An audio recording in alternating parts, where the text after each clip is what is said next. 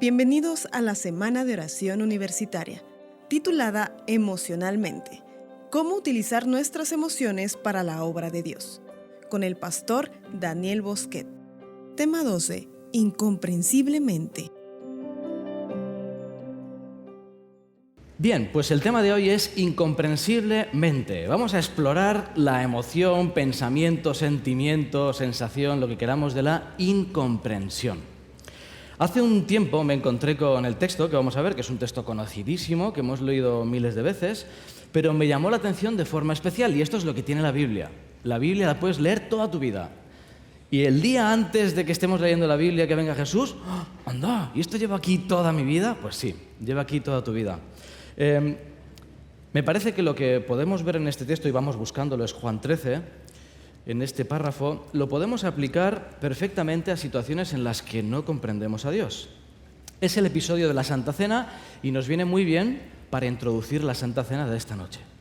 Esta noche tendremos la Santa Cena, que me han dicho que es súper especial aquí en la universidad, así que tengo muchas ganas, aparte por la Santa Cena, por vivirla aquí con vosotros. Bueno, pues os propongo una lectura de este pasaje conocido en la que de alguna forma este pasaje resume gran parte del plan de salvación, todo lo que vamos a ver allí. Y fijaos, comienza el versículo 1 y este versículo de alguna forma enmarca todo el plan. Dice, antes de la fiesta de la Pascua, sabiendo Jesús que su hora había llegado para que pasase de este mundo al Padre, como había amado a los suyos que estaban en el mundo, los amó hasta el fin. Vamos a ir descomponiendo en trocitos todos estos versículos y a ver qué podemos sacar. Fijaos, antes de la Pascua. Para empezar, podemos decir que no es casualidad que Jesús muriese en la Pascua. La Pascua se había dado 1500 años antes y representaba no solo la salida de Israel de Egipto, sino que apuntaba a ese cordero que iba a morir. El pueblo de Israel estuvo durante 1500 años celebrando la Pascua y le perdieron el sentido.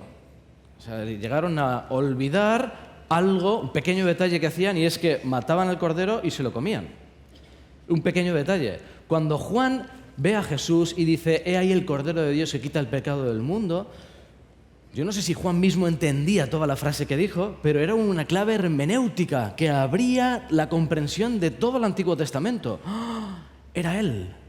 Jesús es la llave para interpretar toda la Biblia, pero hasta ese entonces todo el Antiguo Testamento era Él. 4000 años haciendo sacrificios, no se enteraron al principio sí, pero después lo olvidaron, el concepto de sustitución, hasta que llega Jesús mismo y cumple, el tipo se encuentra con el antitipo, ¿verdad? Así que el mismo día de la Pascua, el mismo día que 1500 años antes se había comenzado a celebrar, muere Jesús, en la misma Pascua. Segunda frase, sabiendo Jesús que su hora había llegado. Sabiendo Jesús que su hora había llegado, este texto nos habla también de lo que hemos visto esta semana, del gran reloj del cielo que marcó su hora, Gálatas 4:4, llegado el cumplimiento del tiempo. Esta frase nos recuerda que hay un plan. Nos recuerda que hay un plan que se está desarrollando de acuerdo con los propósitos divinos. Cuando llegó el momento, esto que estaba previsto desde antes de la fundación del mundo ocurrió. Y dice, para que pasase de este mundo al Padre, nos recuerda dónde estaba Jesús antes de encarnarse. De nuevo nos habla de la naturaleza de Jesús, que era uno con el Padre, que vino y se encarnó, y dice, ahora tenía que volver. Volvía al cielo, era lo inverso a su venida. Y finalmente, como había amado a los suyos que estaban en el mundo, los amó hasta el fin. Y pone el lazo a esta primera frase que enmarca todo. Y nos recuerda que en el contexto del plan de salvación todo se entiende en código de amor. Dios no puede dejar de amar al hombre. Y no solo lo ama como nosotros, lo amo a un tiempo, lo amo a medias, los amó, dice, ya que los amaba, así es Dios, los amó hasta el fin, los amó hasta el extremo, en algunas traducciones dice. El amor es el contexto, por tanto, de toda la explicación que vamos a encontrar sobre Dios, en el Antiguo y en el Nuevo Testamento, pasado, presente y futuro. ¿De acuerdo? Así que este primer versículo nos presenta el marco de lo que vamos a leer. Del 2 al 5, cuando cenaban, como el diablo ya había puesto en el corazón de Judas Iscariote, hijo de Simón, que le entregase, sabiendo Jesús que el Padre le había dado todas las cosas en las manos y que había salido de Dios y a Dios iba, se levantó de la cena, se quitó su manto y tomando una toalla se la ciñó. Luego puso agua en un lebrillo y comenzó a lavar los pies de los discípulos y a enjugarlos con la toalla con que estaba ceñido. Fijaos, no quitéis el dedo o el celular lo vais a tener complicado, ¿eh? De este versículo hay un pasaje paralelo en la Biblia, en Efesios 2:5. Y vamos a leerlo así, una frase y otra frase, y vais a ver qué curioso. Efesios 2:5 nos presenta la naturaleza de la encarnación y es un pasaje paralelo a este entero. Fijaos, vamos a leer Efesios 2:6. Paramos y volvemos a la frase del otro, ¿eh? Dice, por ejemplo, empezamos desde el 5. Haya pues en vosotros este sentir que hubo también en Cristo Jesús, el cual, siendo en forma de Dios, no estimó el ser igual a Dios como cosa a que aferrarse. Esto equivaldría, Efesios 2:6, Efesios 2:6. Filipenses, perdón. Error. Disculpadme. Filipenses 2:6. Dice, el cual, siendo en forma de Dios, no estimó el ser igual a Dios como cosa a que aferrarse. ¿Y esto a qué equivale? Equivale a, sabiendo Jesús que el Padre le había dado todas las cosas en las manos y que había salido de Dios y a Dios iba, dice, volvemos a Efesios 2:7, sino que se despojó a sí mismo.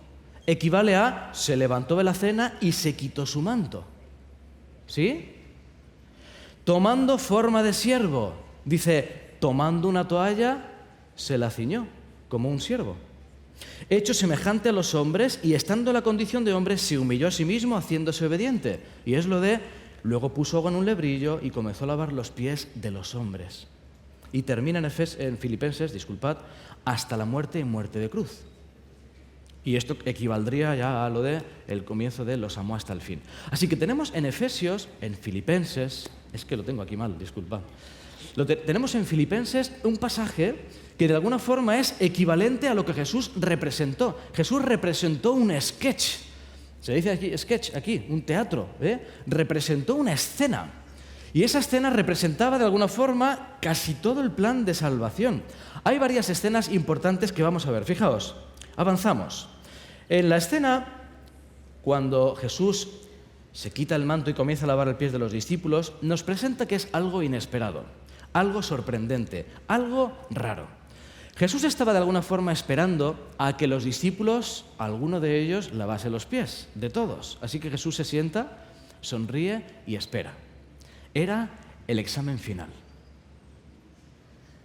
El examen final, 3 años y medio educando a los discípulos. 3 años y medio en un curso intensivo con Dios mismo como maestro, intentando que aprendiesen, entre vosotros no será así, el que quiera ser el mayor, ¿os acordáis? Todo esto. Llega Jesús y dice, bueno, aquí están, aquí los tengo. Y ellos, mirando para otro lado, pues no sé dónde está el siervo aquí, yo no he visto ningún esclavo. A ver, aquí yo no pienso empezar. Bueno, así se empezaron a hacer los despistados, porque en esa época, como sabéis, los esclavos extranjeros eran los que lavaban los pies. Ni siquiera se esperaba eso de los judíos. Era algo inesperado para ellos, totalmente sorprendente. Además de la importancia que tiene simbolizar que en este gesto Jesús se humilla tomando forma de siervo, me llama la atención de la escena que es algo que no se entiende. ¿De acuerdo? No se entiende. Versículo 6. Entonces, cuando Jesús comienza a lavarle los pies, vino a Simón Pedro y Pedro le dijo, ¿pero qué haces? Señor, ¿tú me lavas los pies? Esto no me cuadra. Es una de las muchas veces en las que el hombre hace una pregunta a Dios porque no entiende lo que Dios está haciendo. ¿Qué esperaban ellos de Jesús? Esperaban otra cosa. Esperaban un Jesús rey. Lo habían imaginado, y lo vimos el otro día, durante meses habían acariciado la coronación, la proclamación, la aclamación, el glamour, la gloria. Esperaban todo eso, la grandeza y el trono, pero de repente que Jesús se convirtiese en siervo.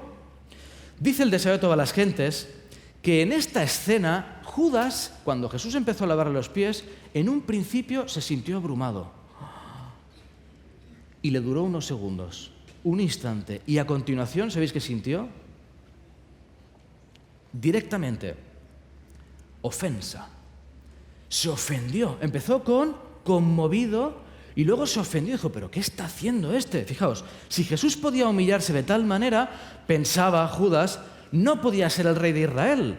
Esto destruía toda esperanza de honores mundanales en un reino temporal. Judas quedó convencido de que no había nada que ganar siguiendo a Cristo, en ese mismo acto.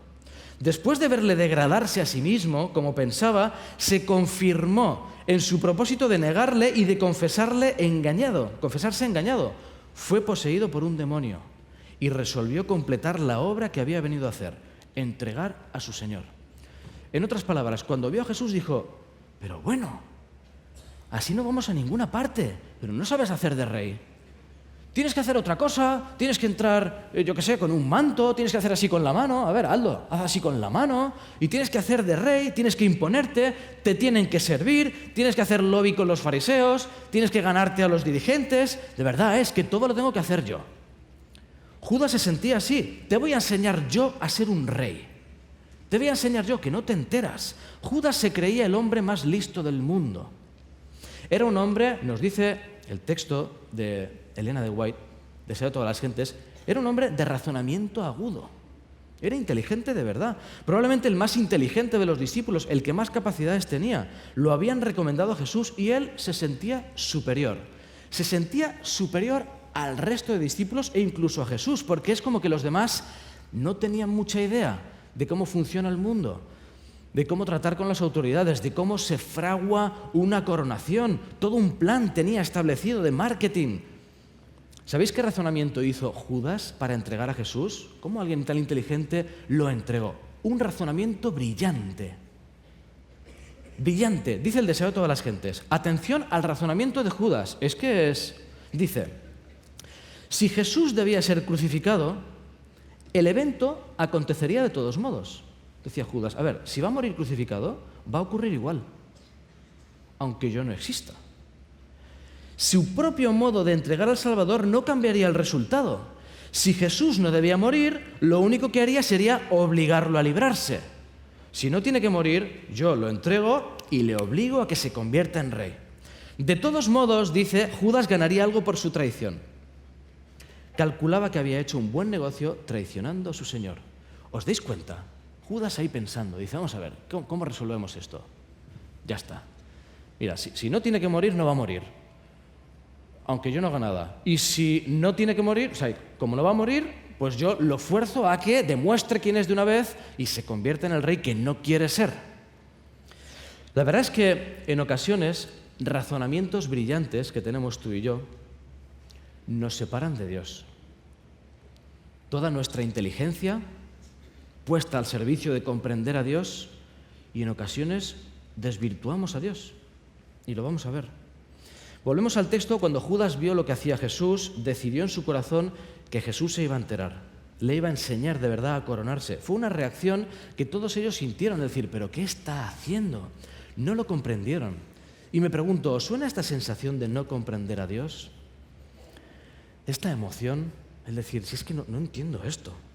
Es una constante en el plan de salvación, la no comprensión.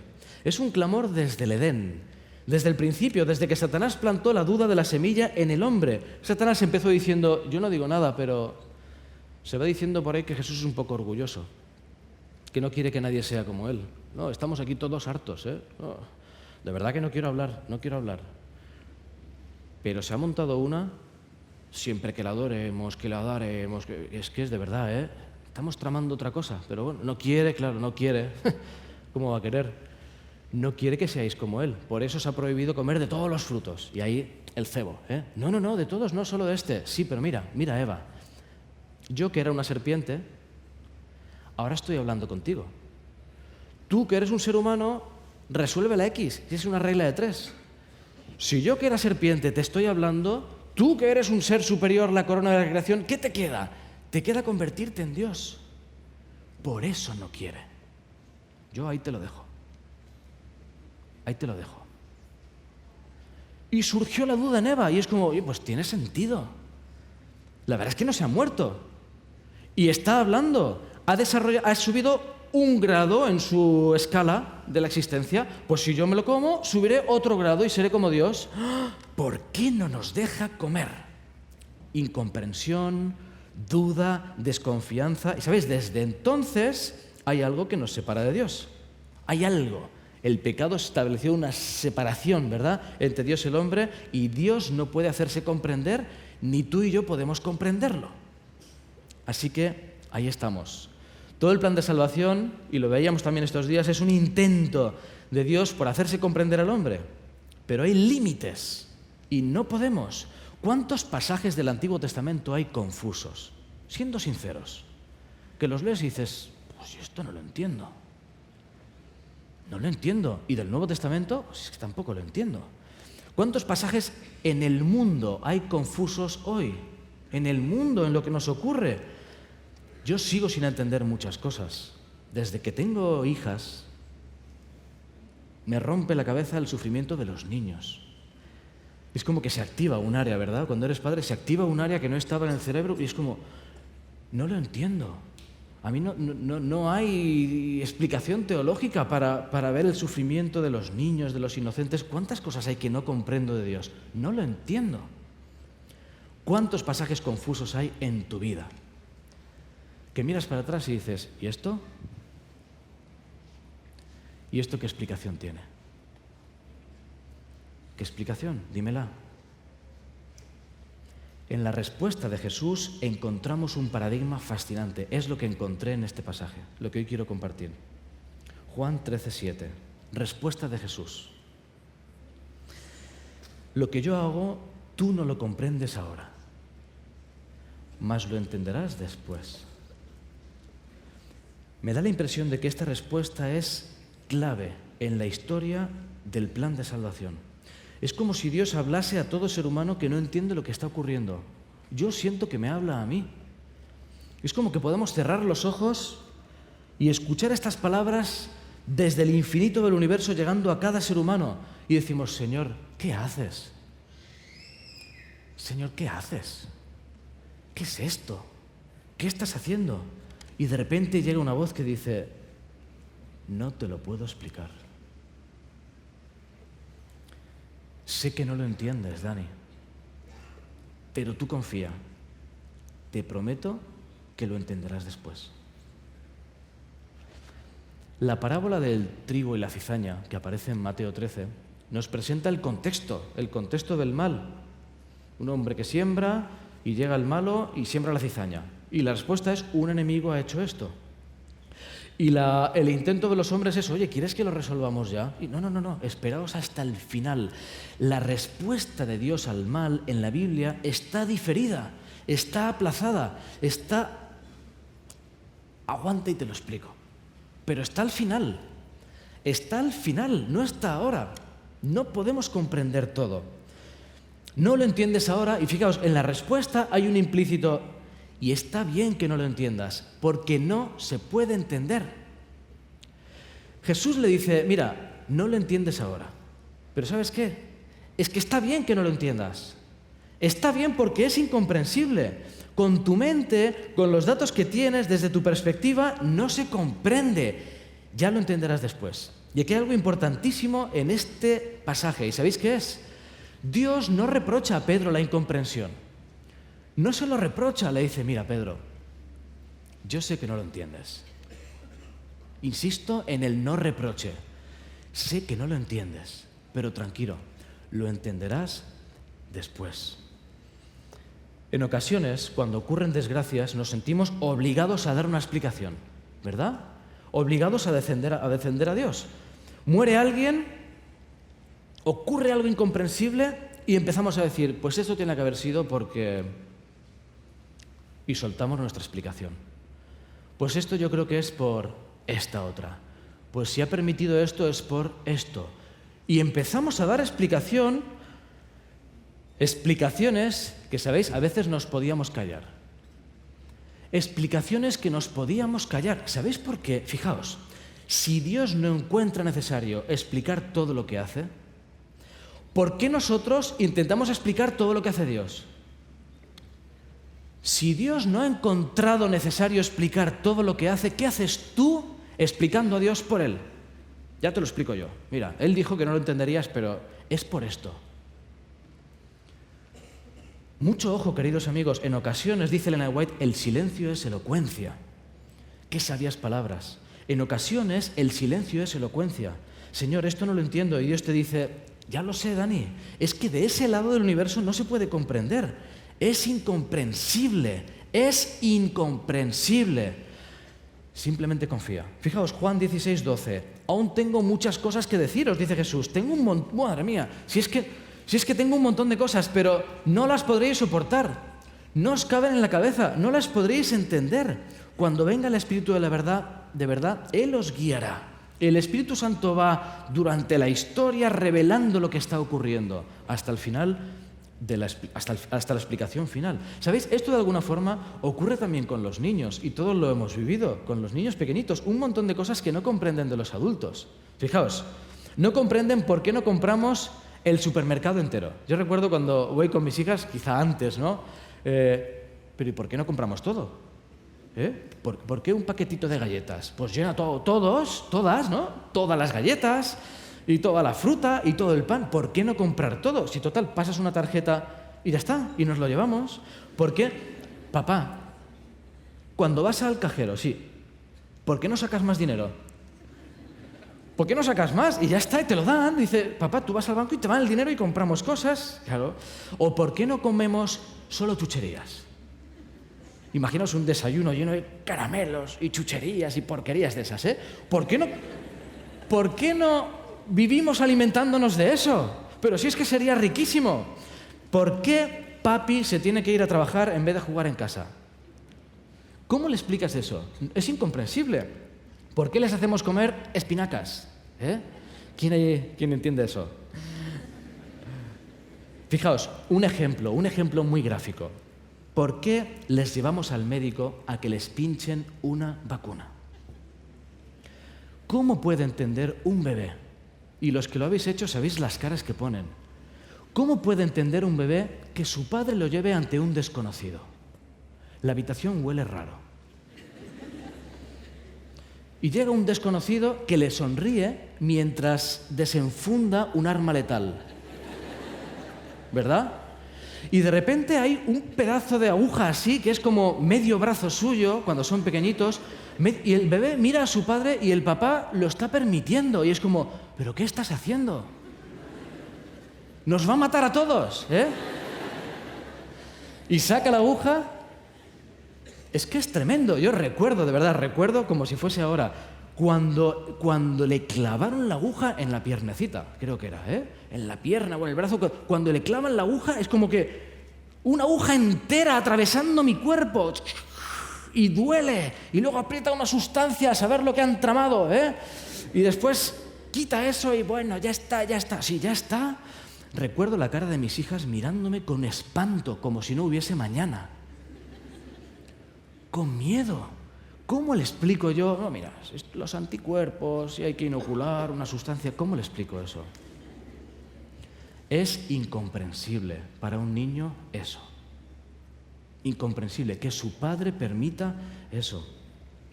¿Sabéis? Hay muchos padres, y esto lo habéis vivido, que han sacrificado durante años trabajo y han tenido que hacer cosas por sus hijos, y los hijos no lo entendían. Y pasaron muchos años hasta que finalmente dijeron, ahora entiendo a mi padre.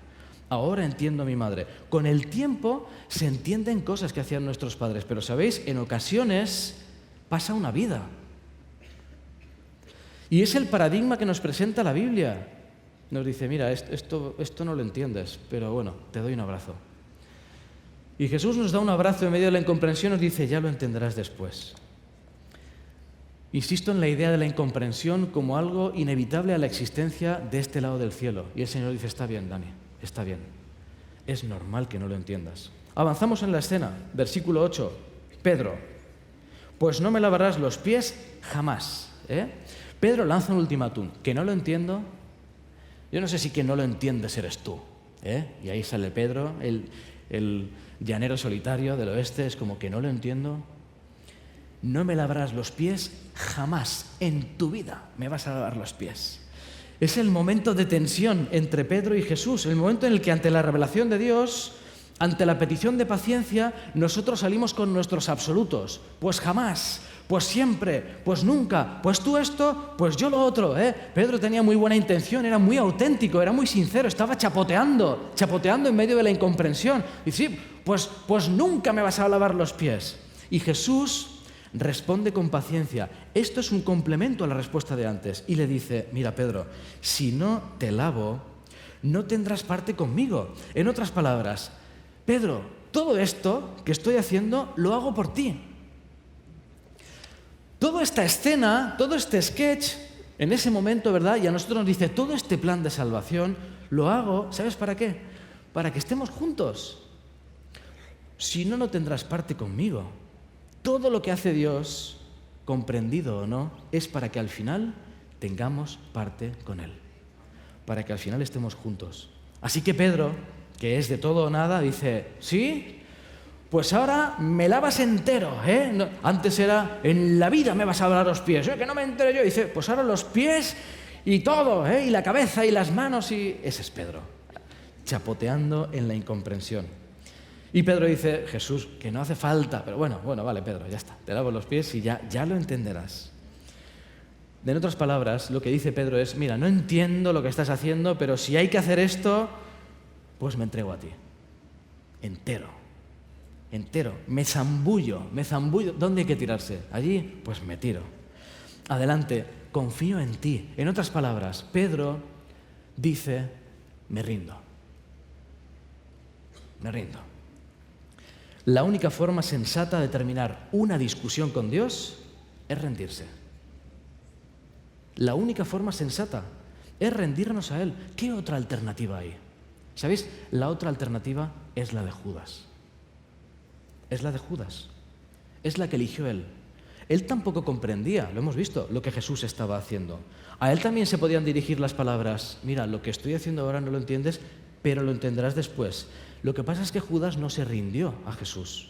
Él, que tenía todas las respuestas, él que se lo sabía todo, él que tenía todas las explicaciones, no esperó a la explicación. No esperó a la revelación de Dios. ¿Y sabéis cómo acabó? Quitándose la vida. Ahí es donde en ocasiones llevan nuestros mejores razonamientos, nuestras explicaciones más brillantes sobre Dios, a un callejón sin salida. Judas creía ser el más inteligente y en realidad fue Pedro el que fue capaz de aceptar la incomprensión sin perder la fe. Y en eso consiste nuestra vida. Aceptar que hoy por hoy no comprendo todo de Dios y sin embargo no perder la fe. Es lo que nos presenta Pablo en 2 Timoteo 4:7. He acabado la carrera, fijaos qué frase, he guardado la fe. Toda esta vida, si la fe fuese una llamita, una velita, Satanás la va a intentar apagar. Y Satanás se acerca y te susurra al oído, no, pues me han dicho que Dios es orgulloso, y sopla. No, pues me han dicho que, pues si Dios es bueno, ¿cómo puede permitir? Y Dios va soplando la llama de nuestra fe, toda nuestra vida, intentando apagar la llama de nuestra fe. Y Pablo la resguarda. No lo entiendo. Y gritamos, no lo entiendo, pero confío. No lo entiendo, pero confío. Y cuando llega al final de su vida, dice Pablo, he llegado. Aquí está mi fe. No sé lo que haces, Señor. No te entiendo. No sé por qué lo haces. Lo único que sé es que confío en ti y que quiero estar contigo. Termino ya. Esta escena que hemos visto tiene elementos que parecen resumir, hay un montón en esta escena, parecen resumir gran parte del plan de salvación. El engaño de Satanás, el sacrificio, la encarnación, la humillación, la esperanza, la incomprensión. Durante todo el plan de salvación hay una constante y es que hoy por hoy, de este lado del cielo, no podemos comprender plenamente a Dios. No lo comprendieron Adán y Eva, no lo comprendió su pueblo, no lo entendieron los profetas, lo mataron. La actitud de Dios siempre ha sido la misma. No me comprendéis y está bien que no lo comprendas, Dani, está bien. No te preocupes, simplemente confía. Ellen White nos dice que pasaremos la eternidad estudiando y tratando de comprender lo que Dios hizo por nosotros. Ojalá, por tanto, que hasta que llegue ese día, hasta que llegue la explicación al final del camino, podamos gestionar las cosas que no comprendamos de Dios guardando nuestra fe. Ojalá podamos tolerar el silencio ante lo incomprensible. No lo entiendo, me callo. No intentemos explicar todo si Dios mismo no se ha explicado. Ojalá que lo hagamos llenos de una esperanza contagiosa que permita a los demás aferrarse a la fe en medio de la incomprensión. No te pierdas el final de esta historia, porque si recuerdas, esta historia termina bien. Que Dios os bendiga. Acabas de escuchar la Semana de Oración Emocionalmente con el pastor Daniel Bosquet. Si quieres contactarte con nosotros, mándanos un mensaje al 826-106-9707 o al correo electrónico radio@um.edu.mx. Este programa es traído a ustedes gracias a UMTV y UM Radio. Todos los derechos están reservados.